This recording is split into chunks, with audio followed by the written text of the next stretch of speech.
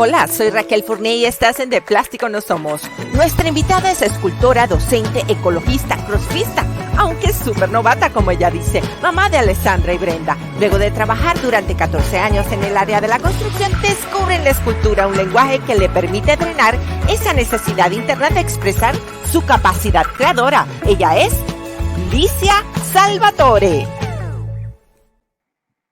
A ver si nos escuchas, Licia. Estamos transmitiendo en este momento, estamos en la ciudad de Los Ángeles y estamos hablando con Licia. Ella está en Venezuela. Les digo, nos ha costado muchísimo conectarnos, pero aquí estamos. Hola, ¿cómo estás? Hola, ¿cómo estás, Raquel? ¿Todo bien? Qué bueno, qué bueno. Hemos sido resilientes y de eso hablaremos el día de hoy. Hemos hecho, Sí, bueno, bastante. sí, muchas cosas para que este programa se diera. Y vale la pena porque eres una persona, como comentábamos antes de entrar en el programa, una persona resiliente, una persona que se ha reinventado y además eres una persona muy polifacética. Pero vamos a iniciarnos con am, tu historia, con ese momento en que después de trabajar por 14 años en el área de la construcción, sientes la necesidad de hacer algo nuevo y te dedicas a la escultura. Dinos cómo fue esa etapa. Bueno, yo me encontraba trabajando en Pequibén, que es una de las filiales de Petróleo de Venezuela, y en ese interín yo estaba como inspector de obra de una de los proyectos que quedaban fuera de la sede principal de Pequibén. Y resulta que teniendo ya yo como un mes, 2 meses trabajando en campo, en una oportunidad me voy a una reunión de trabajo en las oficinas de Petibén y ahí me llevan a almorzar pues, al comedor de Petibén. Cuando entro al comedor de Petibén, consigo una gran obra, una puerta inmensa, inmensa que cubría el comedor, tallada con una talla en madera, ensamblaje, con pintura, que era de un artista que yo no conocía. Y empiezo yo a indagar, aquella obra me impactó muchísimo.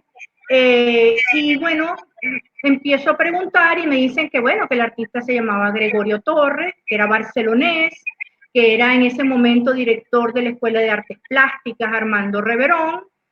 Yo decía, hay una escuela de artes plásticas, no la conocía, no sabía que existía, porque yo, bueno, aparte de esa obra me impactó, yo tenía como a los 30 años de edad, yo decía, yo tengo que hacer otra cosa, no porque no me gustara mi trabajo en la construcción, me fascinaba, me encantaba, pero sentía que tenía que hacer otra cosa, algo más.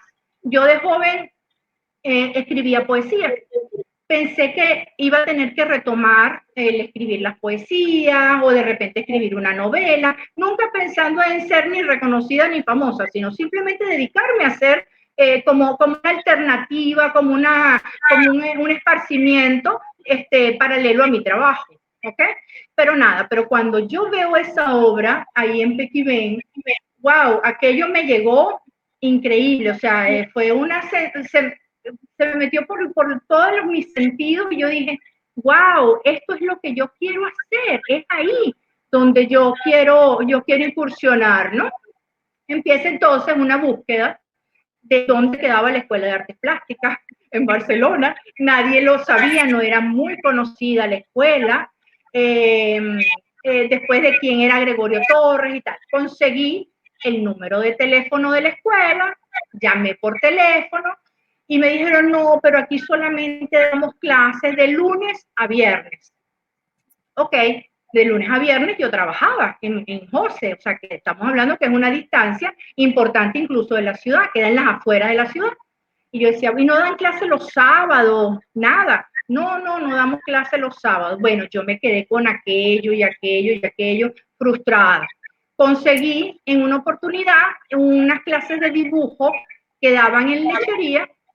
Un muchacho daba clases de dibujo y los daba a final de la tarde. Entonces, después que yo llegaba de José, me inscribí en la tarde a la semana para ver cómo era mi habilidad con el dibujo y bueno, me fue buenísimo, me encantó y todo. Yo, bueno, lo dejé porque realmente hasta eso no era lo que yo quería esa parte de escultura, la obra, tú sabes, ya algo más.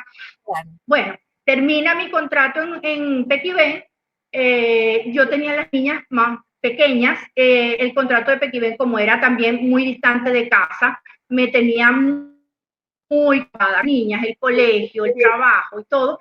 Entonces yo dije, no, cumplo mi contrato en Pequibé y me quedo en la ciudad. Bueno, y seguí trabajando como inspector de obra en varios condominios, complejo El Morro. Pero ya eso me permitía, como era de manera libre ejercicio, entonces me permitía disponer de mis horarios. Entonces ahí sí me voy a la Escuela de Artes Plásticas a apuntar como todo. Ok, empiezo con unos talleres de escultura. Cuando yo entro a la Escuela de Artes Plásticas, yo realmente quería aprender a pintar yo, porque tenía como que esa inclinación. Y de repente cuando paso hacia la dirección para la información de los talleres, del lado izquierdo está el taller de escultura. Y entonces cuando veo la puerta abierta había cabilla, alambre, piedra, arcilla, cemento, prácticamente incluso los materiales de construcción, pues, o sea, eran afines, ¿no? Y yo dije, wow, me metí ahí y dije, oh, esto me gusta. Entonces, bueno, pedí la información completa de las clases, de todo, y claro, había que hacer talleres libres porque yo tenía mi trabajo y entonces tenía que hacerlo en unos horarios fuera de mi trabajo, no podía hacer todos los días. Ok, entonces empiezo a inscribirme en clases de modelado, el taller libre de modelado en la Escuela de Artes Plásticas. Y empiezo, ok, y así entonces, bueno, y todo, empecé a hacer los pies, manos, esculturas, que era con arcilla, era modelado. En ese primer año hay un profesor que daba talla en piedra, que estaba en un rinconcito taller de escuela y daba sus clases de talla en piedra. Y yo lo veía y lo veía, y yo decía, pero es que yo quiero es tallar piedra, modelar, pero no mucho. Entonces empiezo yo a investigar y entonces me pongo en paralelo con clases de mirado y clases de en piedra. Pero entonces yo todavía seguía trabajando en construcción, pero resulta que cuando ya yo estoy metida en esos talleres, yo dije que va, esto es lo que quiero hacer el resto de mi vida. Entonces necesito formarme en esto, ¿ok? No ir, claro, no solamente aprender una técnica, porque lo que estaba aprendiendo era la técnica del modelado o la técnica de la tabla, pero yo quería ir más allá, ¿ok? Realmente formarme con todo lo que implica generar arte. Entonces, bueno, total, que mira, yo voy a pasar la página, voy a renunciar a mi trabajo y esto es lo que quiero hacer para el resto de mi vida, pero lo quiero hacer bien. Porque si hay una de las cosas que siempre me ha gustado es que me gusta hacer cosas bien, ¿ok? No medias, ese es propio de mi signo.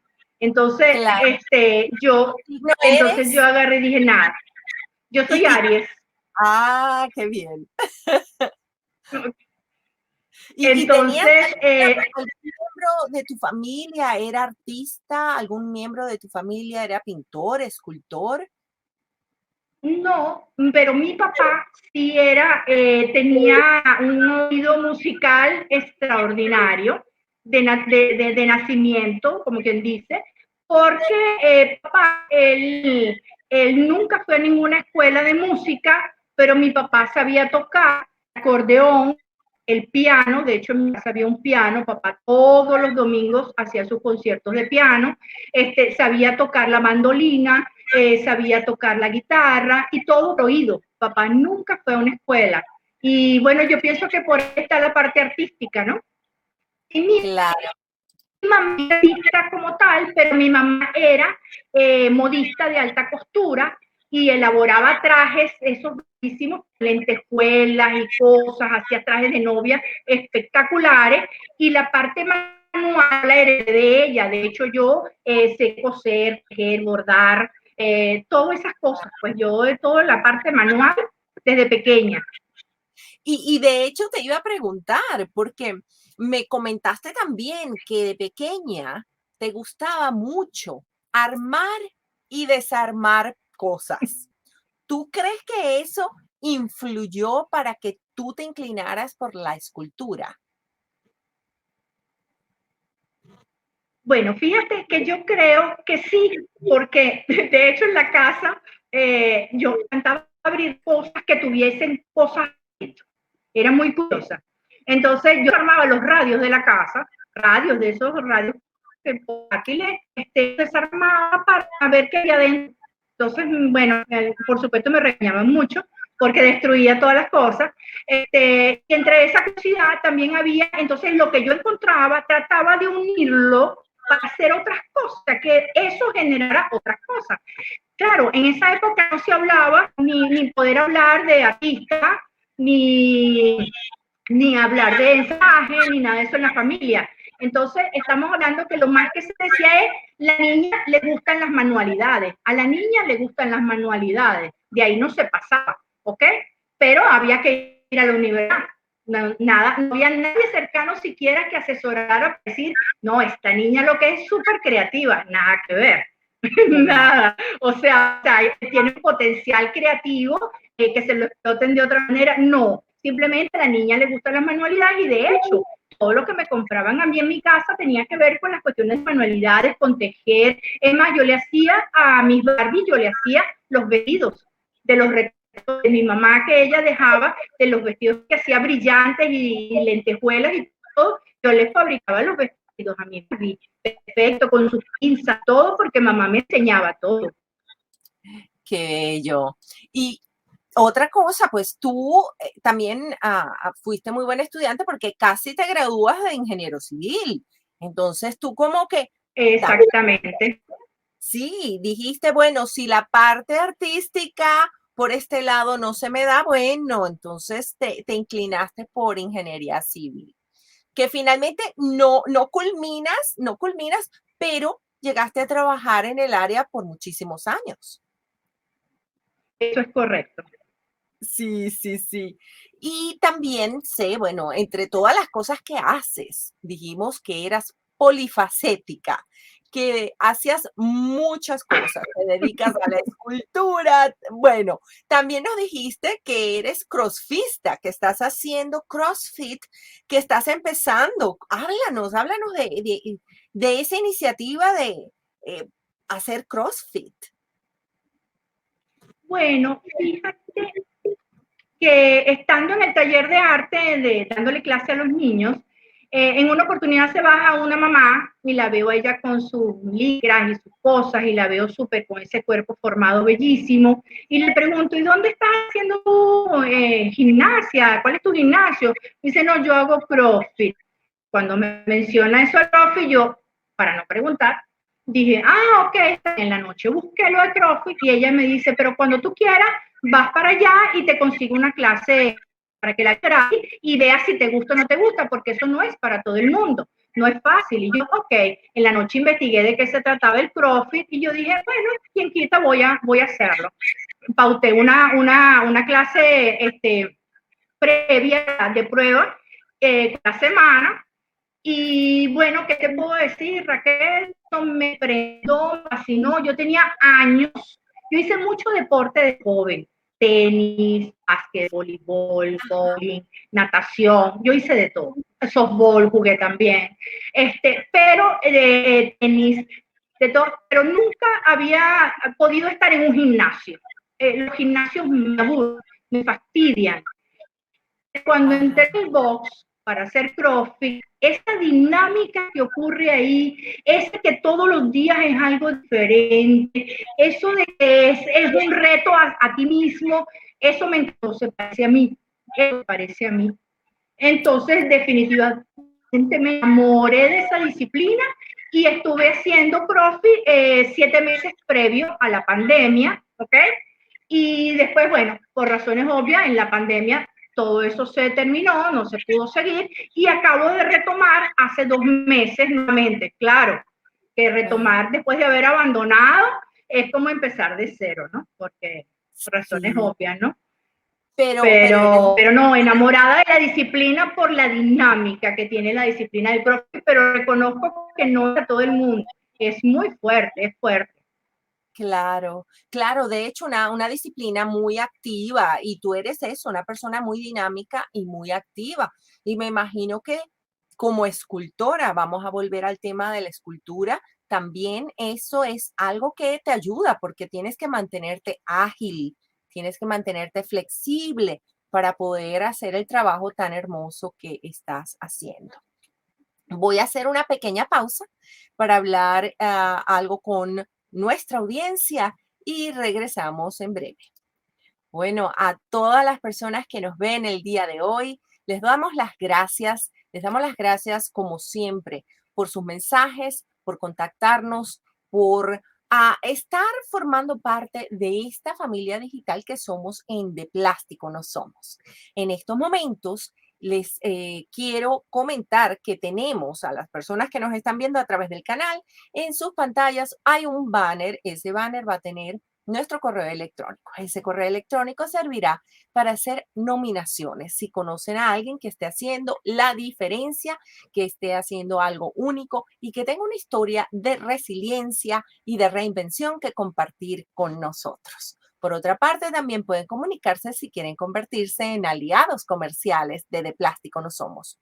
Además, allí también encontrarán nuestra dirección de Patreon para que se conviertan en miembros exclusivos de esta familia de Plástico No Somos. Allí tienen la información, pueden contactarnos en cualquier momento, respondemos siempre en breve y además les queremos recordar que la información de Alicia Salvatore va a estar en la caja informativa tanto del video que están viendo las personas que nos ven a través de nuestro canal y de nuestras plataformas de podcast. Allí van a tener toda la información, tanto la del banner como lo que estoy hablando en estos momentos, en la caja informativa. Así que vean esa caja informativa porque es maravillosa la información que van a encontrar.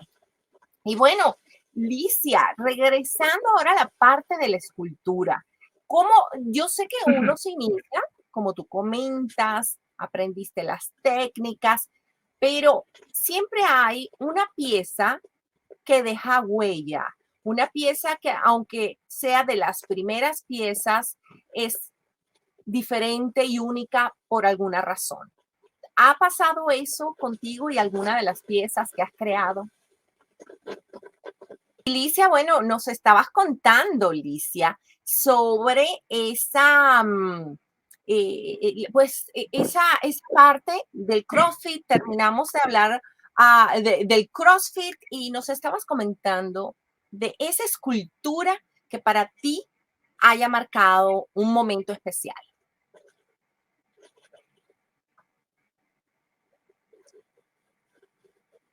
A ver si se escucha, Alicia. Ok, bueno, realmente todas mis obras, yo quedo muy enamorada de ellas, la verdad, todas me encantan. Aquí estamos de nuevo. Pues sí, síguenos hablando de esa pieza especial. Bueno, es la pieza, fue esa pieza de mármol de Carrara, que fue ejecutada en la invitación que me hizo para trabajar en su taller el escultor y premio nacional Pedro Barreto, un gran escultor, fue mi maestro.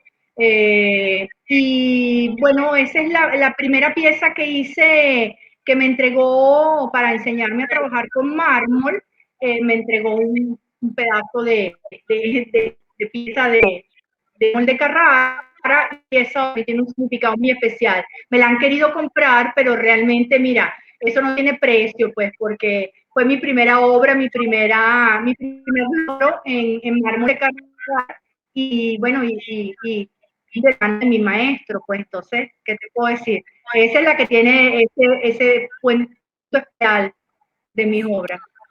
Claro, es que eso cuando entrevisto a algún artista, siempre le pregunto en relación a alguna pieza que sea tan especial que no tiene un precio material, que ellos nunca la venderían, nunca se desharían de ella porque tiene tiene tantos recuerdos y tiene tantas cosas positivas que no sienten que puedan poner un precio y dejarla ir.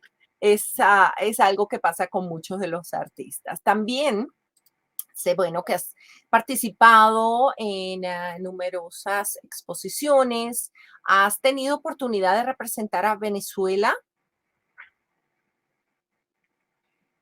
Sí, en el 2015 me llega una invitación por correo para participar en la Bienal de Florencia, ¿okay? En el 2015. Y bueno, me fui, eso fue un poquito, una gran sorpresa que me llegara la carta de invitación, pero claro, por la situación país, ya nosotros conseguir dólares era un poco complicado para hacer los viajes, o sea, no era muy fácil. Y bueno, hablándolo con la familia y con mis primos, me dijeron, bueno, pero no es una opción no ir a la Bienal, ¿ok? Recibiste una invitación, vamos a hacerlo entre la familia, vamos a hacerlo, ¿ok? Entonces, bueno, mi primo hermano me ayudó en gran parte para pagar pues los costos del viaje. Un amigo de la infancia me regaló el pasaje para Florencia, muchos coleccionistas aportaron entonces para ir yo pagando los gastos de envío de las obras, porque fueron 3 obras de formato grande. Y bueno, ¿qué te puedo decir? Llegué a hacer ese viaje, fue muy productivo, fue un viaje muy importante porque ahí yo llegué con muchas reafirmaciones, ¿no? De lo que era mi trabajo en Venezuela. Claro, había más de 300 expositores de todas partes del mundo y hubo la oportunidad de confrontar lo que estábamos viviendo nosotros en Venezuela en arte y yo misma con mi trabajo, con mi propuesta, ¿no? Fue una reafirmación de muchas cosas, la verdad. Fue un gran aprendizaje, aparte de la experiencia pues de haber estado allá con mi familia, pues tengo familia, toda mi familia está en Italia, y Claro. bueno, ¿qué te puedo decir? Y haber llegado a pues, la cuna del arte, fue un aprendizaje grandísimo, de verdad, fue muy bonito. Qué hermoso. Y sabemos también que el arte puede ser considerado en muchas ocasiones una forma de protesta. Sé que en el año 2017 hubo una obra que te censuraron. ¿Compartas la historia con nosotros? Sí, fíjate que el artista se manifiesta no solamente en su interior, con lo que son sus cosas, sus sentimientos, sino también es ajeno a su entorno. El artista no es ajeno al entorno. Y si tiene esa sensibilidad, precisamente trata de plasmarla o llevarla a la parte artística, ¿no? Ya se conoce, pues uno ya como creador, uno conoce las herramientas para poder expresar, buscar símbolos, buscar los materiales que vayan con esa idea, ¿no? Y bueno, sí, en el 2017 aquí estábamos pasando por un momento muy fuerte de confrontaciones en las calles, habían las guarimbas, todo eso, y había todos los días habían asesinatos de 1, 2, 3 muchachos, que para mí eso me llegaba muy profundo, porque bueno, mis hijas tenían más o menos la misma edad, todos esos muchachos podían ser mis hijos, y cada vez que yo regresaba del taller, trataba de trabajar y no podía, eso era llorar y llorar y llorar de imaginarme los muchachos que habían matado la vez anterior, los que iban a hacer ese día, o sea, fue algo que me fue llenando de tanta tristeza. De hecho, yo escribía mucho para mí, o sea, escribía en el Facebook, en las redes sociales y tal, pero esa parte tan dolorosa yo no la pude escribir, yo me sentaba en la computadora y lloraba demasiado, pero yo necesitaba soltar toda aquella angustia, todo esto. Bueno, fui una de las luchadoras de calle, total y absolutamente, estaba junto con los muchachos, al igual que ellos, pero necesitaba drenarlo también de otra manera, y fue cuando entonces sale esa obra. Yo voy un día al taller y digo, yo tengo que decir qué es lo que está pasando, este dolor que yo siento. Y bueno, empecé a buscar los materiales encontrados que tenía en el taller, unas paletas, de esas paletas de madera de pino, incluso algunas estaban rotas. Yo tenía unas máscaras que le había hecho a mi hija de su propio rostro, copia de sus rostros en yeso, y empecé entonces a armar, tenía los, ¿cómo se llama? Eh, los respiradores, ¿verdad? Eh, para las bombas lacrimógenas, esas máscaras, y entonces yo empecé a armar todo eso como simbolizando pues a los muchachos muertos, a los guerreros de la resistencia. Incluso yo participé en una de las protestas que se llamaba la protesta del silencio, y yo misma fabriqué unos tapabocas, ¿ok? Del general silencio, eran negros y con 7 estrellas blancas, que son nuestras 7 estrellas originales. Y hice 5 y las regalé a la gente que estaba ahí, yo me quedé con una. Entonces, en esos cuatro imágenes de jóvenes que yo puse en esa obra, estaba eso, uno que aludía o simbolizaba a un muchacho asesinado, de hecho tenía una bala pintada abajo, estimando eso, el otro con la máscara antigás, el otro con la tapaboca de negro, con las estrellas. Y bueno, esa obra yo la presenté, casualmente había una exposición del Día del Artista Plástico en la Escuela de Artes Plásticas, donde yo me gradué, pero después fui profesora de la Escuela de Arte. Fui profesora de modelado y de talla en piedra. Siendo profesora, me invitan a esa exposición y yo llevo esa obra. Y bueno, resulta ser de que bueno, me la sacaron porque claramente me dijeron que iba en contra de las ideologías de la institución. Porque claro, ahí estaba reflejado lo que estaba ocurriendo en el país, ahí estaba reflejado lo que estaba pasando. Y bueno, yo el otro día, yo esa misma noche, cuando me dijeron que la habían quedado, yo llamé a artistas amigos y les comenté lo que pasó y me dijeron, vamos a salir a exponer la obra mañana en una concentración que va a haber. Entonces, bueno, lo que hicieron vieron pocas personas, lo vio muchísima gente, miles de personas en esa concentración. Expusimos la obra con megáfono y todo, se expuso cuál fue el problema, toda la situación, y no solo eso, sino que entonces se convirtió viral en las redes, que hasta las personas Arte Sin Fronteras en Un Mundo Sin Mordaza de Caracas, que es una fundación, una ONG, me invitaron a participar y estuvieron replicando la fotografía porque era una obra que no iba a decir que era una obra bonita, porque realmente lo que reflejaba era dolor, era una obra con mucho dolor. O sea, porque hubo muchos que trataron que iban en contra de eso, diciendo que la obra era fea, pero es que el problema no es que la obra fuera fea, el problema es que la obra representaba algo que no era bonito, que era precisamente nuestros guerreros caídos, ¿ok? Nuestros muchachos de las calles. Entonces, el artista no puede estar ajeno de lo que le pasa y yo sentí esa necesidad horrible porque era una cosa que no me dejaba ni dormir y tuve que hacerla. Yo no hago arte de protesta, pero eso es algo que tuvo que salir, pues, porque Pero sí. yo pienso, y es muy importante lo que tú estás diciendo, que el artista siente. El artista tiene una sensibilidad muy grande. Y bueno, un ejemplo grande de uno de esos momentos artísticos donde se ve mucho el dolor, también está en la obra de Guernica. Yo tuve oportunidad de ver Guernica en el 2019 en persona y es angustioso cuando tú ves todos los detalles de lo que pasó en Guernica, todos los detalles.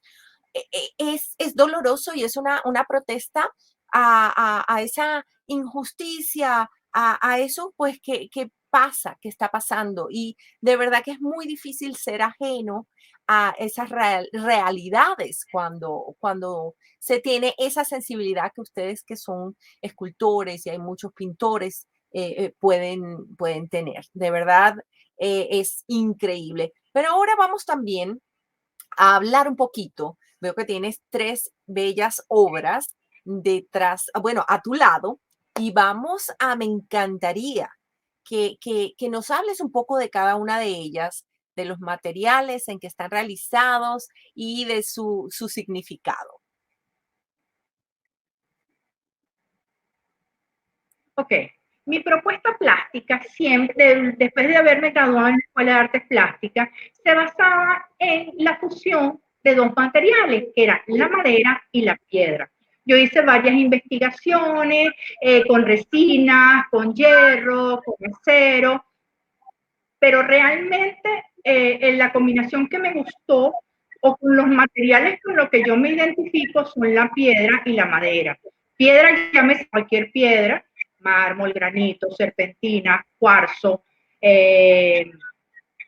Y entonces la idea es, mi idea de trabajo, de propuesta, era equilibrar ambos materiales en su propia esencia, no combinarlos de manera de que la piedra se pareciera a la madera que la contiene o al contrario, que la madera se pareciera a la piedra que contiene. Y así simplemente cada uno con su propia naturaleza, con su propio color, pero que lograran armonizar y ser un todo en una obra.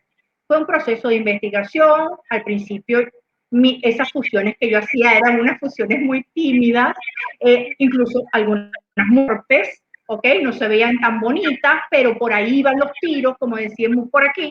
Sí. Era algo que se fue puliendo poco a poco bueno, fue generando en que ya, bueno, ya la piedra y la madera se pueden incluso apenas tocar, pero cada una presenta su propia identidad en una sola obra, ¿ok? Entonces, ese ha sido mi proceso, mi propuesta inicial. Actualmente ya tengo desde el 2015 que hice una primera obra donde combiné acero inoxidable con madera. Y Oh, wow. estoy continuando ahorita con esas obras, son unos relieves, que hice unos relieves escultóricos, bueno, espectaculares. Me encantó la combinación de un material que es tecnológico, vamos a decir, que no es natural como piedra y madera, como el acero, ¿verdad? Pero se ve muy bien, esa combinación queda genial. Yo misma me enamoré y quedé sorprendida de la combinación. ¿Ok? Eso fue un reto que me puso una clienta que me dice, me gusta mucho tu obra y tal, me encanta lo que tú haces, pero nunca has trabajado con acero. Y yo le digo, no, pero en la escuela de arte yo quise hacer esa combinación, pero nunca le he hecho.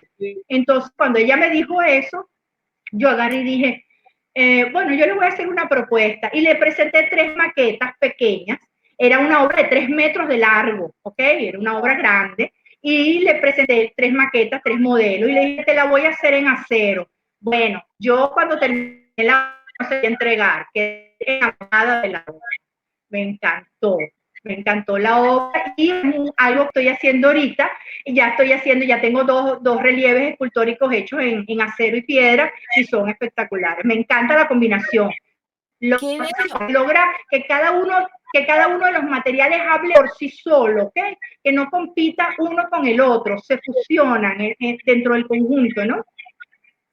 Claro. Y las piezas que tienes, a tu lado en este momento, ¿son piedra y madera?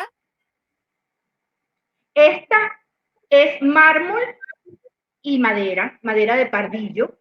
Estos son granitos, estas piedras están hechas en granito y madera de pardillo, madera caoba y madera zapatero. Yo combino varios tipos de madera. Oh, guau. Y esta es piedra serpentina, madera de pardillo y tienen este puy, el que tengo aquí abajo como la base. ¿Ok? Y Entonces, una ellas cada una han tenido su momento, como dicen, ¿no? y sí, y te iba a preguntar, pues, para las personas que nos están escuchando a través de nuestro podcast, para que nos describas, hay uno que parece un pájaro, ¿no? ¿Es un ave? Sí, fíjate, este es el alcaraván. Es un ave marino costera, ¿ok? Este es un proyecto que en el 2011 había empezado yo con una obra que tenía que ver con los pájaros del silencio, llamé Los pájaros del silencio. Esto tiene nace desde el 2011. Me invitaron a una exposición donde había que generar, el tema era habitantes de los árboles. Y bueno, yo decía, bueno, habitantes de los árboles, hay muchos animalitos en los árboles, pero los pajaritos también son habitantes de los árboles, o siempre están ahí. Entonces, yo en esa época estaba recién operada de un brazo, del brazo derecho. y no podía ejecutar obra nueva. Y esa tenía un tema, había que ejecutarla para ese proyecto. Y yo dije, no, pues yo no puedo dejar de concursar porque precisamente iba a estar entre dos expositores, mi maestro, dos de mis maestros. Y yo dije, no, yo tengo que estar en esa exposición. Yo dije, bueno, empecé a darle vueltas a mi taller, y empecé a ver que en el piso del jardín estaban todos los residuos de las tallas de mármol, de granito, pedacitos, pedacitos, pedacitos.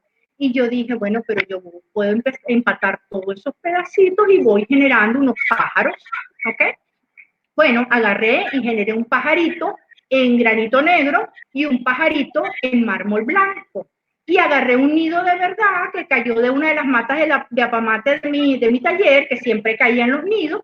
Agarré uno y puse esos dos pajaritos y fue lo que expuse en esa exposición, en esa convocatoria. Y los llamé pájaros del silencio porque eran de piedra, no podían hablar. Okay. Oh, Yo quedé muy fascinada con el proyecto, me satisfizo muchísimo y mucha gente me quedó fascinada con los pajaritos. ¡Ay, yo quiero que hagas pajaritos, yo quiero que hagas pajaritos! Pero yo no estaba en la nota de hacer pajaritos, en ese momento estaba en otro proyecto. Se pospuso. Luego, en el 2017, justamente, a principios, no recuerdo la fecha, fue a final de año, sí, 2017, creo que son, sí, esa fecha. Hubo una amiga, crea una fundación y esa fundación quería impulsar el avistamiento de aves en la región, ¿ok? Aquí en la zona. Y entonces una amiga en común, una amiga de ella, una amiga mía, nos une a ambas para hacer un proyecto donde uniéramos el avistamiento de aves con la parte artística, con el arte.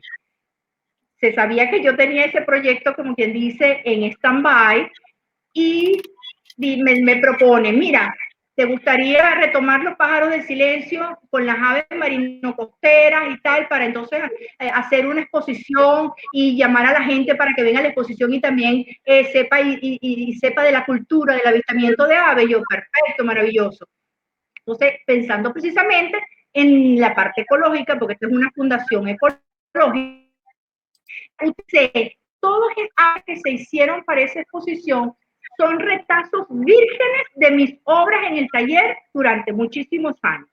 Ninguna fue modificada. Eran solo retazos que yo los tenía guardados, los tiré en el piso y empecé a ver aves. No sé si me puedo explicar con eso. Yo empecé entonces empecé a ver una guacamaya, un colibrí, una viuda patilarga, un alcaraván, una garza negra, y empecé a ensamblarlos. Cada una de estas piezas está simplemente lijada posterior, por supuesto, pero no está modificada en sus cortes originales.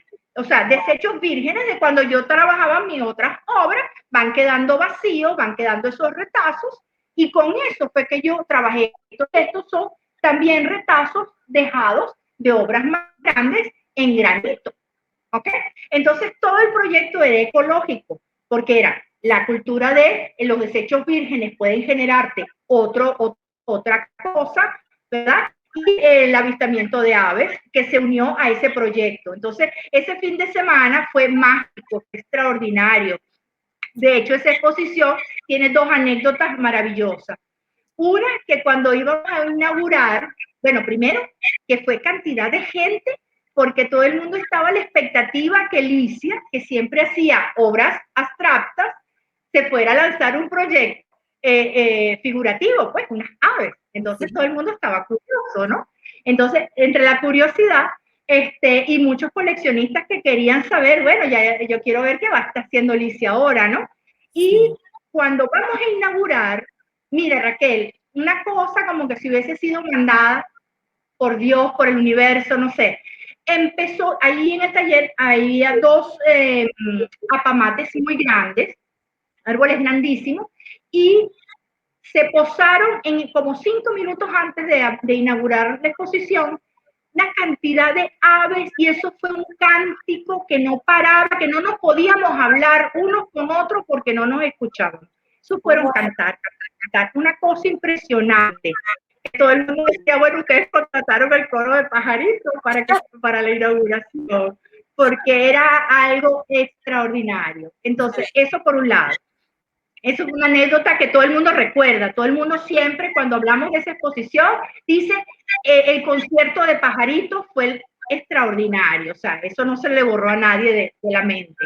Y lo otro fue que, bueno, como quien dice, batí como que un récord ahí, porque a los 20 minutos de haber abierto la exposición, por supuesto, todas las obras estaban a la venta, fueron 11 piezas que hice y se vendieron, en 20 minutos se vendió toda la exposición.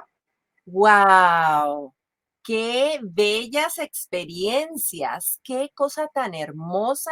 Y bueno, a las personas que nos están escuchando en el podcast, de verdad, asómense al canal para que vean estas obras que tiene pues Licia a su lado en este momento. Uno representa, como ella misma dijo, un pájaro y los otros parecen como unas hojas, parecen también parte muy de la naturaleza. ¿Son hojas o son flores o es basado en la naturaleza también las otras 2 piezas que tienes?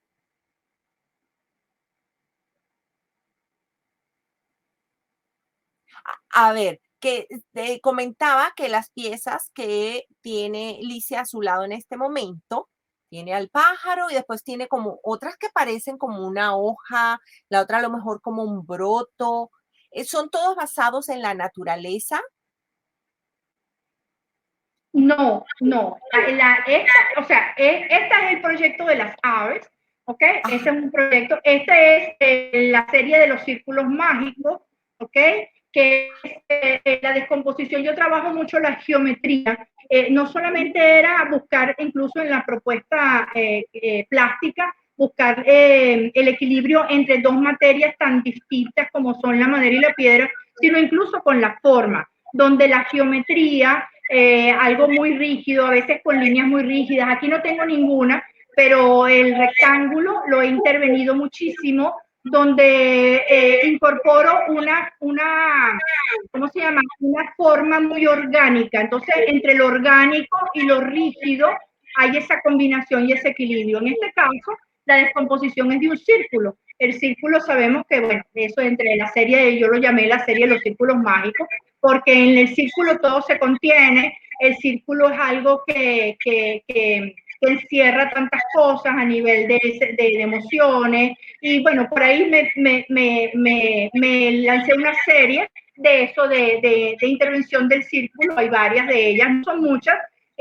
y eso, pues, es realmente descomposición del círculo, intervenciones, eso es lo que es. Y esta es el esta es precisamente una descomposición del edil, le quité propiamente a la forma y le incorporé la parte orgánica, que sería el mármol, y el vacío. Esta obra, para mí, es la que resume toda mi propuesta plástica, porque hay dibujo en el vacío, que el dibujo es algo que yo siempre utilizo. Todas mis obras siempre se generan partiendo del dibujo, un dibujo claro. previo, la idea, el dibujo, el boceto, y el dibujo que te hace el vacío que hay entre la piedra y la madera, esas líneas, ese vacío, eso que no está, ¿verdad? También es una forma. El vacío genera una forma, ¿no?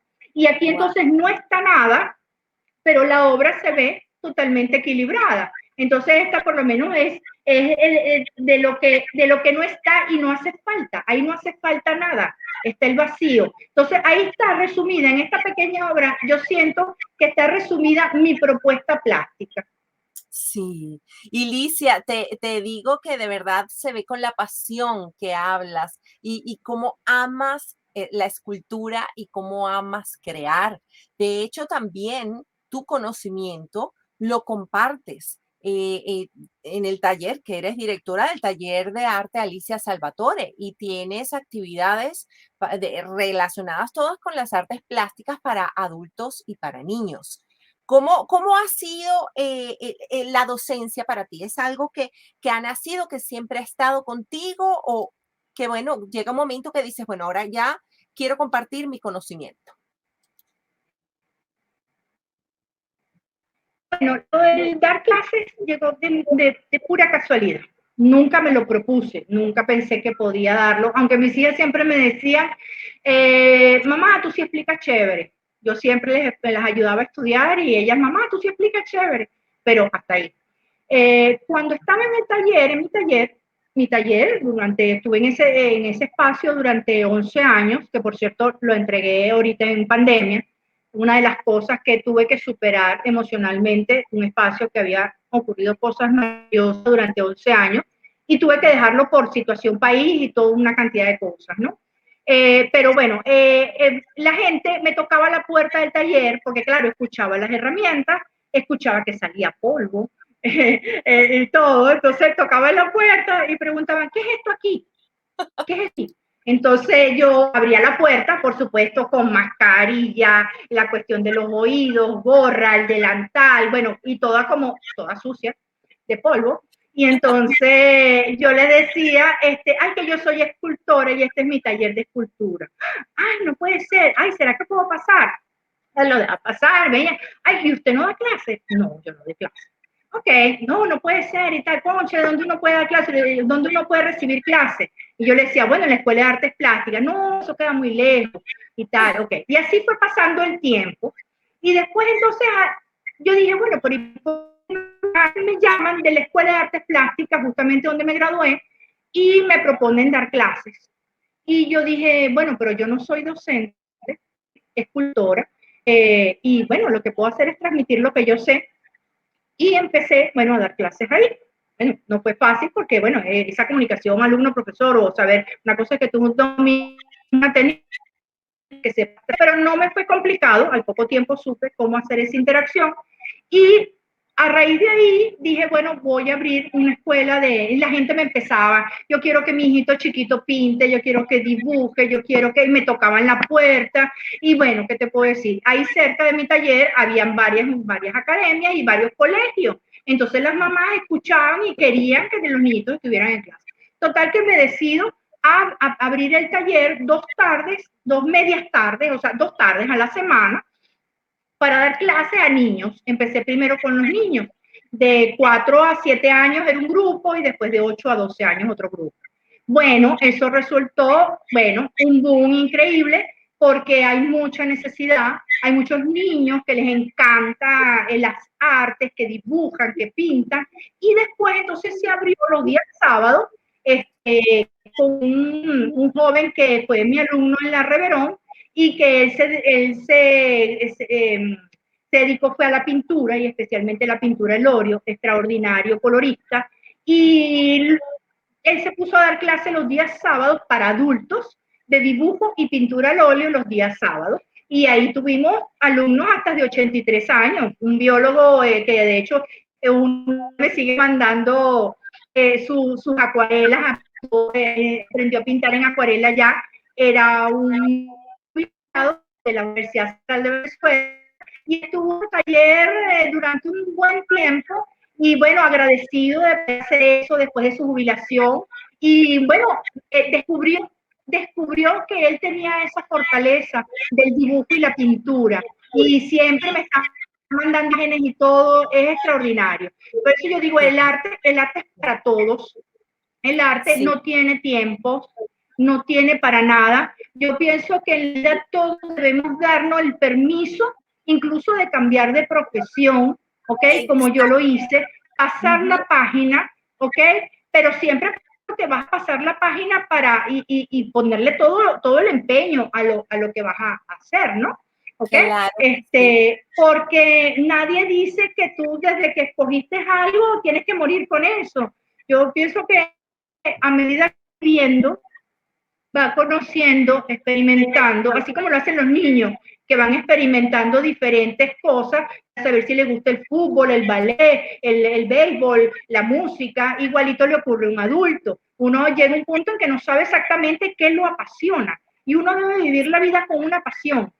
A veces no es solamente la profesión es pasión, por lo menos en mi caso, ahora que estoy en el arte, pues definitivamente esto para mí no es ningún trabajo, es para mí una pasión que disfruto todos los días. Pero también cuando estaba en construcción, yo lo disfrutaba muchísimo porque me gustaba muchísimo. Entonces, pienso que todo profesional se desarrolla y es exitoso en su carrera, en su profesión, en lo que sea, siempre y cuando le dé pasión a lo que hace, le gusta lo que hace. Y a veces en los adultos estamos durante muchísimo tiempo buscando esa pasión. Tengo amigos que me dicen, yo todavía no sé qué me apasiona en la vida. Y realmente es eso, hay que buscar si te gusta leer poesía, si te gusta, ¿cómo se llama? Algún instrumento musical, o solamente Claro, espectador de algo, porque las pasiones no necesariamente tienes que ser el ejecutante, puede ser una persona que te apasione tanto la poesía y te guste solo leerla. ¿Ok? O te apasione conocer el arte y no lo tienes que ejecutar, simplemente eres un espectador y te gusta leer sobre arte. Y así en los claro. deportes igual. Entonces, eso es algo que todos debemos buscar siempre, algo que nos apasione, porque compensa y equilibra las emociones, así como yo busco el equilibrio en mis obras, el ser humano para mí está en una constante búsqueda del equilibrio. ¿Ok? Así es, y de hecho, con este bello comentario has respondido a lo que iba a ser mi próxima pregunta, que era relacionada a eso, que si hay alguna edad para reinventarse. Ya vieron que no, siempre que algo les apasione, dense el permiso y dense esa oportunidad de reinventarse. Mira, ya, Licia, nos queda muy poquito tiempo para el programa. Ha sido un gusto conversar contigo. Y tenemos un juego, antes de terminar, de palabras. Un juego en el que yo digo una palabra y tú respondes con una sola palabra también lo que ella significa para ti. Es como una Ok, especie de ping pong. ¿Lista? lista. Muy bien. La primera palabra es escultura. Es la capacidad que uno puede tener En para una sola convertir palabra. En varios una, materiales o un material, ¿qué? ¿No puedo explicarlo o es una solo sola decir, palabra. Una sola palabra. una sola palabra? Oh, ok, nada, una sola ok, ok. Ajá, escultura. Sí. Eh, el David, David. Ok. Vamos, docencia. transmitir Ujú. Crear. ideas, Ah, qué bien, sí. ideas. Ujú. Maternidad. No, no, no te escuché. Ok. Maternidad. Amor, Qué lindo. Color. vida, Qué bello. Ahora, la próxima palabra es forma. materia, La siguiente palabra, futuro. incertidumbre. Ok.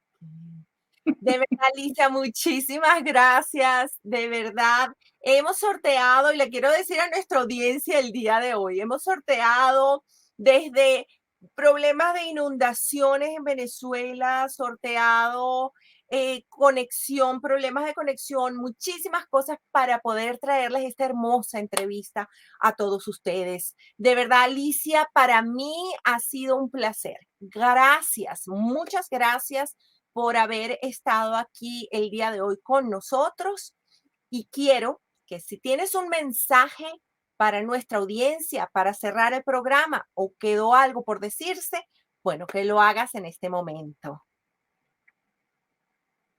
Bueno, primero agradecerte a ti la invitación por darme este espacio y que la gente pueda conocer mi trabajo. Y lo que le puedo dar de consejo a las personas es que se permitan los cambios, se permitan estar cerca de lo sensible, cerca de las pasiones, buscar en la vida el sentido y para qué están y por qué están. Y realmente eso, darse el permiso de cambiar. Sí, excelente. Muchas gracias, Licia. Ha sido un placer. Igual.